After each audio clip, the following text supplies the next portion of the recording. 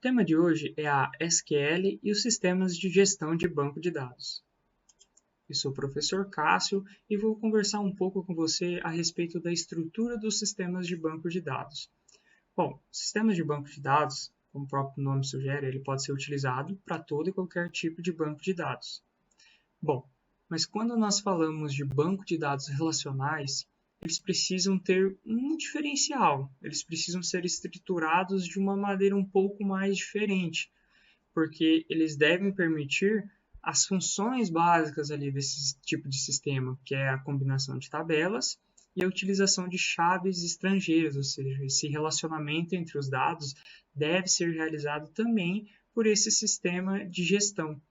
Bom, sendo assim, além das funções típicas que esses sistemas apresentam, eles vão conter também mais três funções, que é a função select, project e join.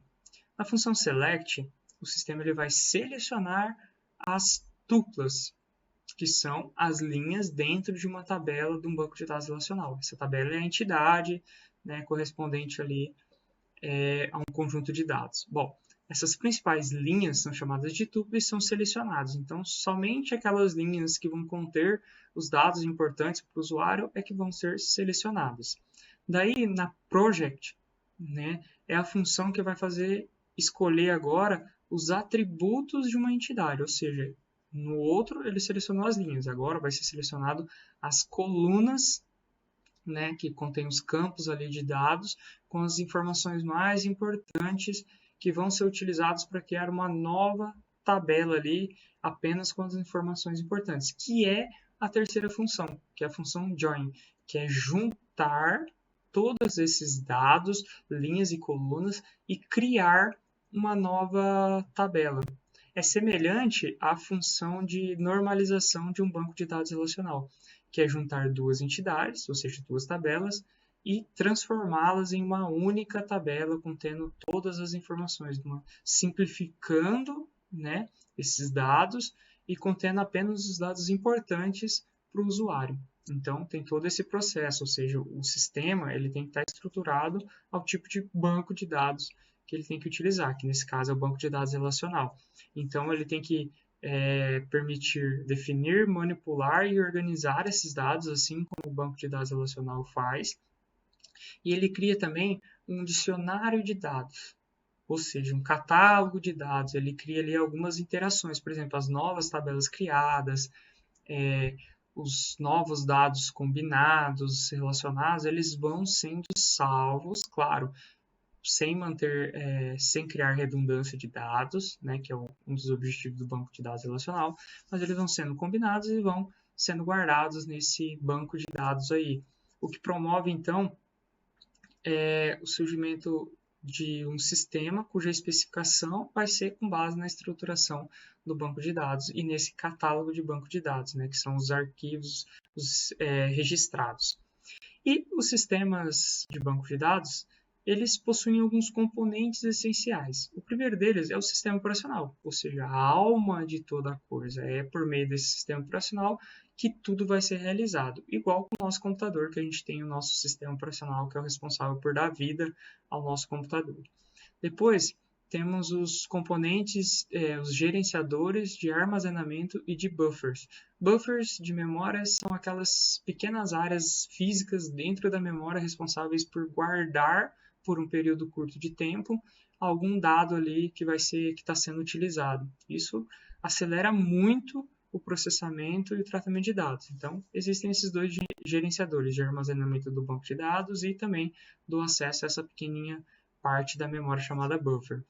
E daí, esses gerenciadores vão estar em contato, então, com o processador runtime, que é um componente responsável por, na hora do usuário solicitar uma consulta, ele é quem vai gerar os códigos de acesso com base nos gerenciadores de armazenamento, ele vai gerar os códigos de acesso de execução em tempo ali real para poder acessar realmente o dado propriamente dito. E para isso, para ele entender o que o cliente quer, precisa-se dos compiladores de consulta.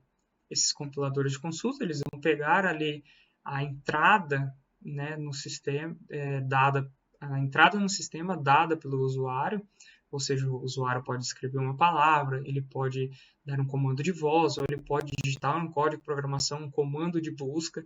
Então, o sistema ele tem que entender o que o usuário quer, indiferente da forma ali que ele inseriu essa pesquisa, e ele tem que ser capaz, então, de converter em códigos ali para o processador runtime acessar o banco de dados. Então, para isso que existem os compiladores de consulta.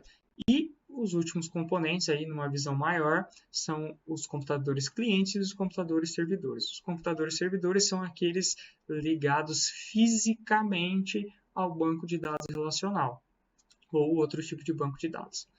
E os computadores clientes são aqueles computadores que estão em outros lugares, não estão ligados fisicamente, né? Que podem obter os dados, né, que estão presentes dentro de um banco por meio da rede ou por meio da internet, da web, enfim, de outras formas. São os computadores pessoais, por exemplo. Bom, além disso, os DBMS, Database Manager System, que são os sistemas de gerenciamento de gestão de banco de dados, eles também têm alguns utilitários, né, para facilitar todo esse relacionamento com o banco de dados, que é o utilitário loading, que nada mais é do que carregamento, então ele faz o carregamento de todos os dados. É semelhante também quando o nosso computador, quando você liga o sistema operacional, ele carrega todos os dados importantes para que as funções básicas do sistema sejam utilizadas de maneira plena. Temos o backup, que é o utilitário para fazer cópias de segurança dos dados dentro de um banco, né, para que se eventualmente ocorra alguma coisa, você tenha a garantia ali de preservar esses dados. O File Reorganization, que é como se fosse o desfragmentador que nós utilizamos no nosso computador, então ele realoca os dados, então se tem entidades que se relacionam sempre, então essas entidades dentro das divisões físicas de um banco de dados, vamos dizer assim, elas vão sempre estar próximas uma da outra, para facilitar esse relacionamento entre os dados. E a Performance Monitoration, que é o monitoramento e controle do desempenho do sistema e do banco de dados em si, ou seja, você consegue gerar relatórios da quantidade de um dado específico que foi consultado, ou das iterações que teve, dos relacionamentos, das novas tabelas, entidades criadas dentro do catálogo de dados, enfim, você consegue ter todo esse monitoramento e controle do desempenho como um todo. Bom, essas são as informações e os conhecimentos que eu queria passar para você. Bons estudos!